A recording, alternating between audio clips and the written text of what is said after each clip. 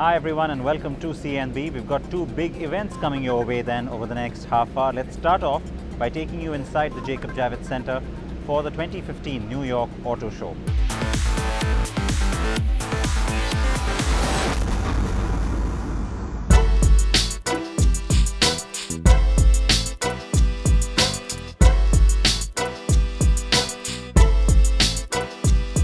The most significant debut at the New York show is undoubtedly the Jaguar XF.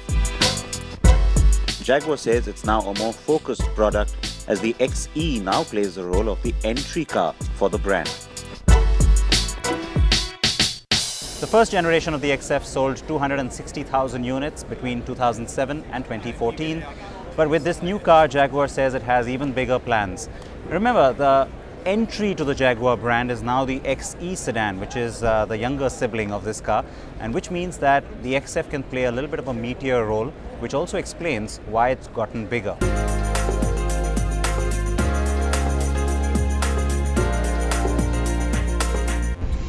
Yeah, the other thing I had to be very aware of was it had XE sitting kind of below it, its little brother, you know, and that takes on the mantle of being the sports sedan in a much more obvious way. Whereas this car could become a little bit more grown up, a little bit more sophisticated, and do a slightly different job. And that's exactly what we've done. And it was very comfortable for me to design the car with the team the way we did, knowing the XE was there. If it hadn't been there, this might have been a different car. You have a very wide portfolio now. You've added what was very necessary, the XE as well, into the Jaguar end of it. Is there now a specific area you think you need to also focus on from a segment point of view? We have indeed expanded our product portfolio vertically and horizontally up to a certain degree, but in comparison to the very big car companies who sell millions of cars, we are still a very, very small company and deliver special vehicles to very special customers. Overall in the automotive business, there's only one element of importance. It's product, product, and it's product. And therefore we have to make sure that all elements of this car or modules of the car are really state of the art. More fuel efficient, but also more performance oriented and more powerful. Better looking, better driving. And that's our focus completely. Nothing else is important than just delivering the better product.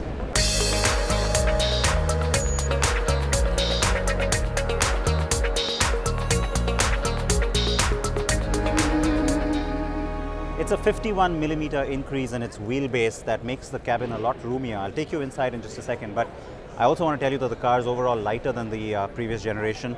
It is 75% aluminium. It uses Jaguar's all aluminium construction. That's not surprising. It also has certain other materials like magnesium, for example, which keep the weight down but also add to the stiffness. The company says the car is a lot more dynamic than the previous one. JLR also debuted the ultra-luxurious SV autobiography variant of the Range Rover well before Bentley or Rolls-Royce can drop their SUVs into the market. Rolls-Royce, meanwhile, showed its latest iteration of the Wraith that it says is inspired by film.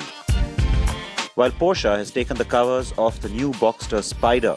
It is the lightest and most pure expression of the Boxster yet, with 375 bhp on tap, which is 45 more than the previous range-topping Boxster GTS that just came out in Geneva. McLaren unveiled its much-anticipated 570S, which many are simply calling the cheaper 650S. It's about $100,000 cheaper, but it still uses the same 3.8-litre twin-turbo V8 as the 650S, but with reduced output of 562 bhp. The American full-size luxury sedan is making a comeback. Cadillac has launched the CT6 flagship sedan at New York.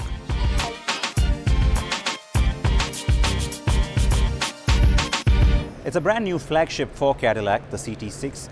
CT6, that is Cadillac Touring 6, and of course, as the name suggests, it's powered by a 3-litre twin-turbo V6 that puts out 400 horses. But the larger point here is that as a brand, this kind of a flagship full-size sedan has been missing for some time from its range, and when you think about the kind of success that these brands want in markets like China, well then you have to have a car like this. Still irrelevant from our market point of view, but don't forget that it's something that GM will continue to consider when it comes to India, the brand itself, and then perhaps cars like this one too.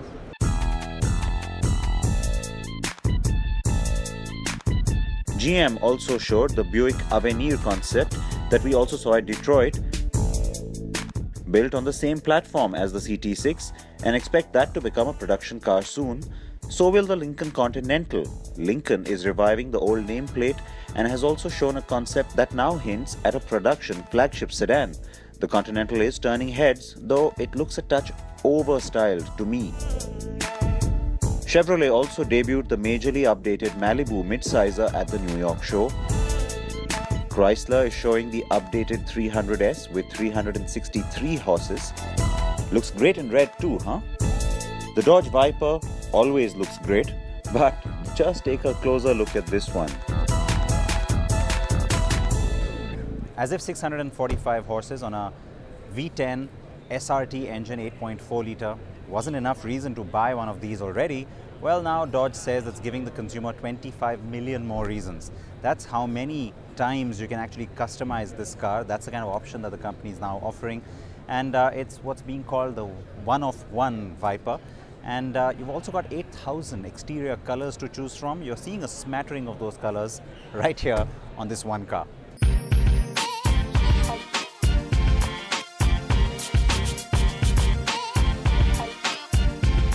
Ford's Shelby GT350 variant of the Mustang is its most powerful. 5.2-litre V8 with 500 horses, a 6-speed manual and a torsion rear differential. Standard. Toyota is showing an updated version of its FT1 concept sports car, first seen in Detroit in 2014, and its Mirai fuel cell and weird FV2 mobility concept are also getting lots of attention. I still think this red sporty version is how our Indian Corolla should also look, instead of the chromey affair that we have. Another car I'd love to see along with the brand too is the Mazda CX-3 compact SUV. Perfect compact proportions and great looks. Rival Honda has shown the prelude to the 10th generation of the Civic in a shocking neon green. Still no word of the Civic returning to India. Now there's one car that's almost guaranteed to get a smile on your face. It's always been the Volkswagen Beetle. Well, here in New York, the company is giving you 4 new reasons to smile.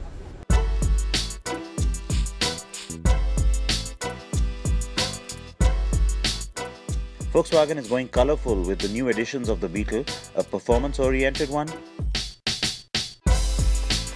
an orange beach buggy, one in pink with interiors to match, and my favorite, the blue denim-topped convertible with stitching to match your jeans on the inside. And finally, the new Mercedes-Benz GLE class, which is basically the new name for the ML class family.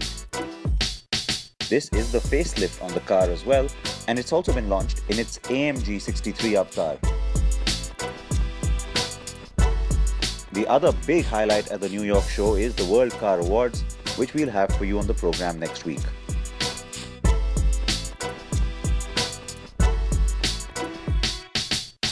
Now here's a car you know, it's the X3 SUV. We've also taken you to its production plant, remember. But there's a car that we showed you last year from the Paris Motor Show that I want to talk about here at the BMW stand, and here it is. It's the X4.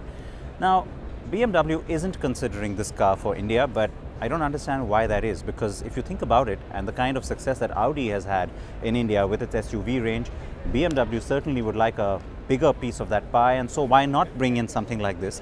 It's quite a differentiator in terms of its shape.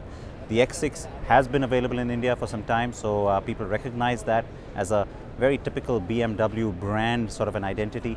So why not cash in on that, bring in a product like this, price it fairly close to the X3 and try and look at larger volumes. Would you like to see it driving in? I'd like to hear that from you. On that note, I'm going to slip into a very short break here on CNB. We've been bringing you all the highlights from the New York Auto Show. React to that and join us after this break.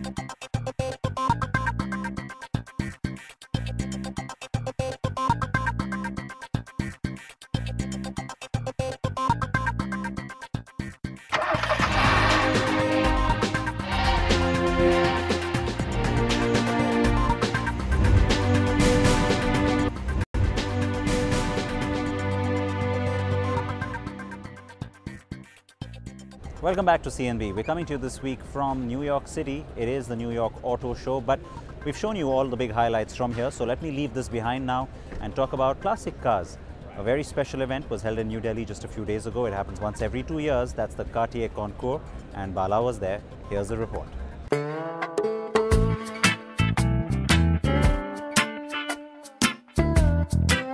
A vintage show that every Indian royal patron and noted private collector vies to be part of.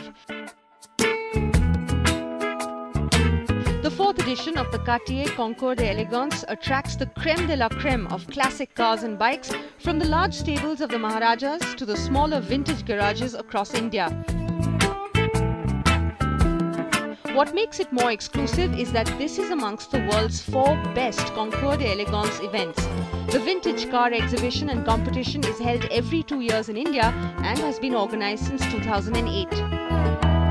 110 rarest of rare classic automobiles on display here at the Jaipur Polo Grounds, and interestingly this year, of the 110, 30 of them are actually vintage motorcycles, making the show a lot more interesting. And interestingly, most of them are not here just for show, but also compete in 9 different categories. So let's go back in time and see some of those interesting participants this year at the show.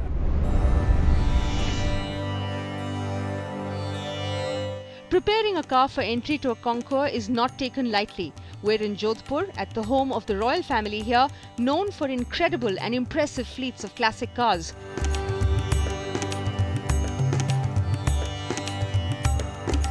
Maharaja Gaj Singh of Jodhpur is regarded as one of India's leading antique car collectors, and 2 of his rare beauties have been selected to be showcased at the Cartier Concours this year.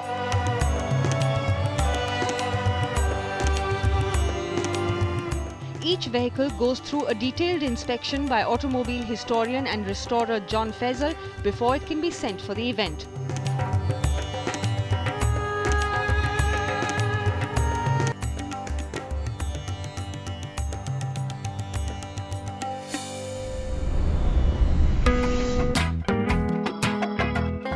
But the process of selecting the most timeless pieces of automobile history can be quite a daunting task, and event curator and auto historian Manvendra Singh of Barwani proudly says that it is these efforts that have brought the event global recognition.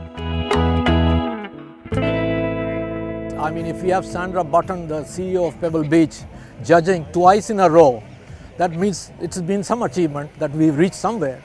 And sure enough, the quality of restoration from the first Cartier to this, by standards of all judges and all collectors, has risen so far up. 2 new categories were included for the competition this year: the cute Italian Piccolo Fiats and coach builders to the Maharajas.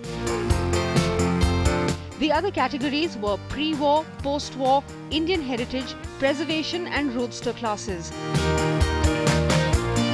And the vintage motorcycles got to compete in 3 signature classes: veteran vintage, pre-war and post-war. And speaking of motorcycles, what caught our eye was this well-preserved Harley-Davidson from the early 1900s, and its owner Rakesh Jain turned out to be as interesting as the bike. Most of the classic bikes at the show were from his garage, which boasts nearly 450 vintage motorcycles. Yes, you heard it right, 450. And the best part was, he had never showcased any of them at any exhibition until now. See, basically I had cars first. It became impossible to park the cars and look after them, parking problems, and I shifted over to motorcycles. I found them more interesting, more intricate, more work to be done on it, and they had history behind it. A lot of them were received as gifts from people.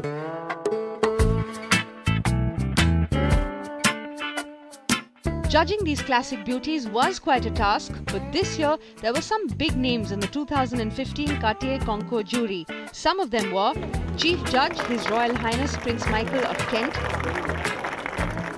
Chairman of the Pebble Beach Concours d'Elegance Sandra Button, President of the FIA Jean Todt, Formula One driver Riccardo Patrese, and award-winning Formula One designer Gordon Murray.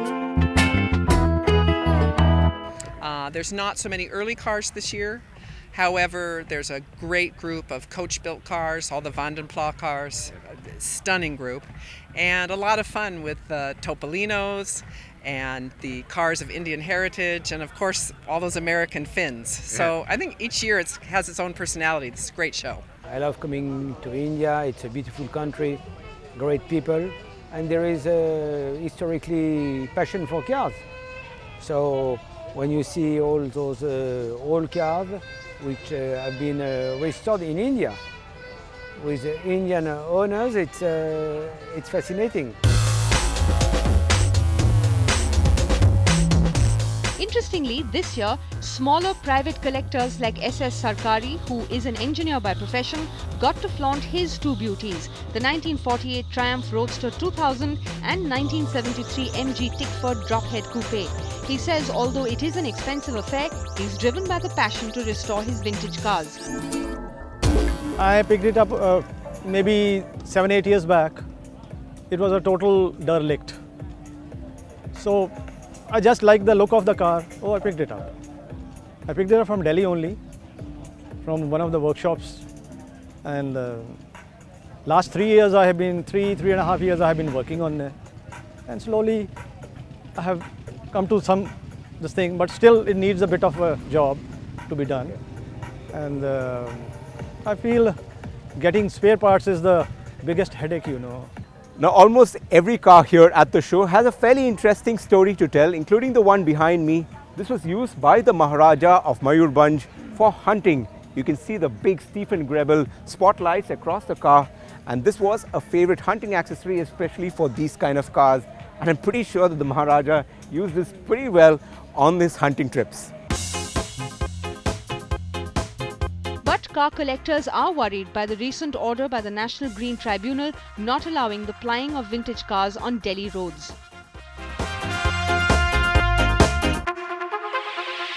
I feel the government of India should recognize its heritage and not let it lose it like this. You cannot put these cars in the same category as the regular cars or the cars which are like 15 years old or 20 years old. They have to be recognized world around.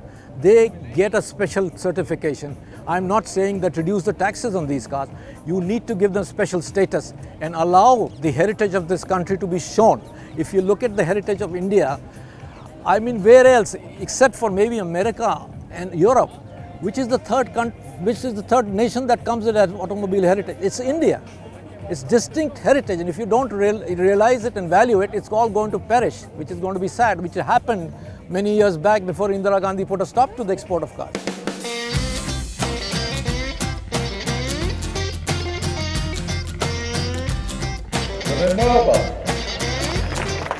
The best car of the show title went to the 1933 Minerva AL 40 HP, owned by renowned collector Diljit Titus. And the best motorcycle of the show was the 1936 Royal Enfield 500cc, owned by Parvinder Singh. Other awards went to the 1952 CZ Jaguar 250cc in the adventure category, and the 1920 Moon Model 642 owned by Srivardhan Kanoria was awarded the Special Resurrection Cup for managing to get the classic car back on its wheels from scratch.